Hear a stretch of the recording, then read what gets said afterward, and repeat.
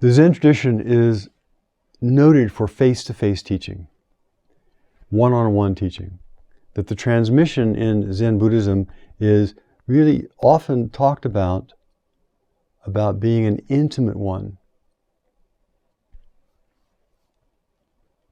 And traditionally, in many temples, Sanzen, Doksan, private interview was a pivotal part of the training.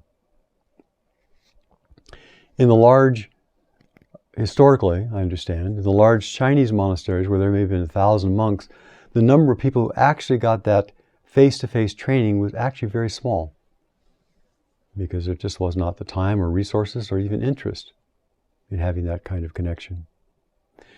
Now we're in an interesting era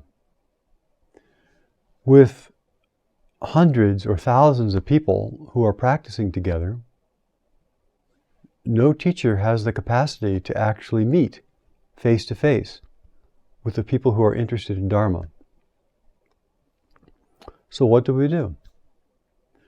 One of the solutions that we have taken here is to have small group meetings where a teacher can work individually with different people, and then other people can witness that work, and witness the struggle, the change, the transformation, the pointing out that happens.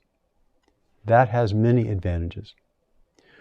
One advantage is when we are directly, in a way, under the gun, we are directly in the lights. Often it's much harder to be genuine. But when we can actually see other people working, sometimes it sinks in more deeply into us. Secondly, we all have the same questions. We all have the same questions. We all have the same progression in a way. Our circumstances are vastly different, but the underlying Dharma practice really is the same. So people ask very similar questions. And so anyone who asks a genuine question gets a genuine answer. Anyone who shares a genuine experience and gets reflection on it resonates with everybody else in the group and has an enormous effect. So one of the effects of this is the teaching and the teacher, from my vantage point, becomes more disseminated. That when the facilitator, the teacher is working with one person, that person they're working with is actually teaching the whole group. Everybody then gets to offer their genuine experience. And that genuine experience is a very intimate, very important teaching. So while it is impossible for everyone to come to a monastery, there are great advantages in doing so if it's available.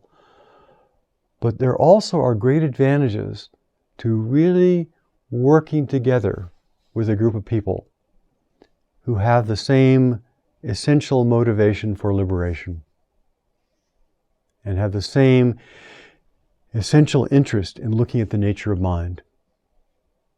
So I invite you to join any community, any group that you can, to have that kind of engagement.